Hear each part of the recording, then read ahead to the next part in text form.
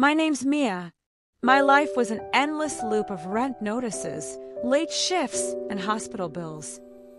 Today's story is told through the eyes of the woman who lived it, a woman who signed a contract to marry a billionaire and discovered what love truly costs. Before we begin, have you subscribed yet to this channel? Please do for more full romance stories. Tell me your expectations in the comments section. My little sister was dying, and I was drowning in debt. I prayed for a miracle, but what I got wasn't one. It was a man who didn't believe in miracles at all, only deals. He said 6 words that changed everything. I need a wife for 1 year. He didn't want love. He wanted control. A marriage contract worth $1 million.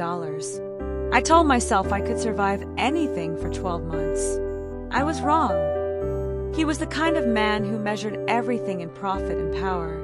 His grandfathers will force him to marry before he turned 30, or lose the company to a greedy cousin. And I was the easy solution, a nobody who'd sign anything if it meant saving her sister.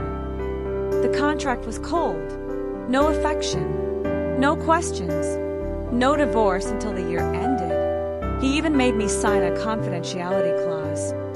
And then, the door opened and my breath caught. There he was again, smiling. But it wasn't him. It was his twin brother. He had the same sharp jawline, the same dark hair, the same eyes, but warmer, softer. He wore a casual shirt with rolled sleeves and paint smudges on his hands. "You must be the brave soul signing her life away," he teased. For the first time in weeks, I laughed. I didn't know that smile would change everything. The penthouse felt like a museum, perfect, polished, and lifeless.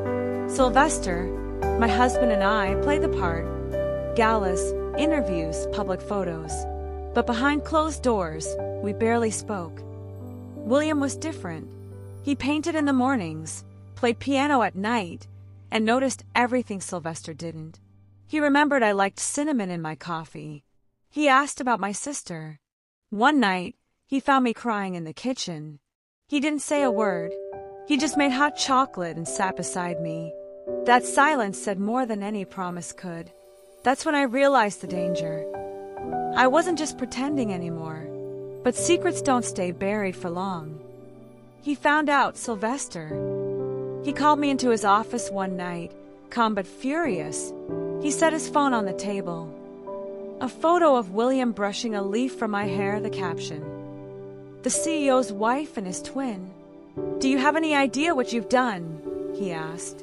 I told him I was innocent. He laughed, coldly, bitterly.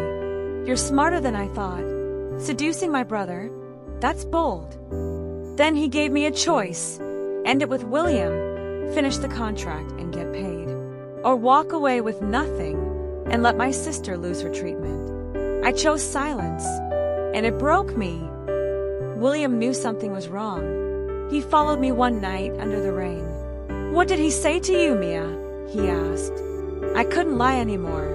My voice trembled as I told him everything. The contract, the money, the ultimatum. His face fell apart.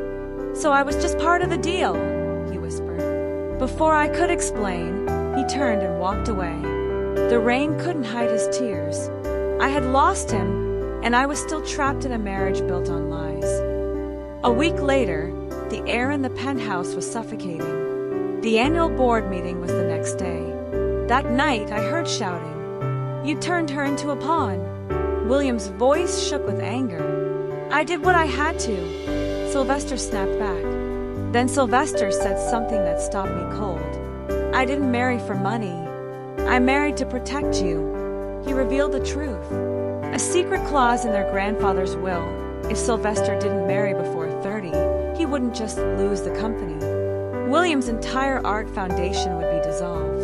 Sylvester wasn't cold because he was greedy. He was cold because he was carrying the weight of both their lives. The next morning, the board meeting began. Sylvester gave his perfect, polished speech about our beautiful marriage, but I couldn't stay silent any longer. I stood up, my heart pounding. "I wasn't chosen out of love," I said. "I was hired. But what I've seen isn't greed, it is sacrifice. You all judge him for marrying a nobody, but he did it to save his brother's dream. The room went silent. Sylvester looked at me, not as his employee or his wife, but as someone who finally understood him. The board approved his leadership. That night, he tore up our contract and handed me the check anyway. You earned it, and your freedom, he said softly. A year later, my sister's in remission. I'm working with William at his foundation. He found me again, not as his brother's wife, but as the woman who stood up for them both.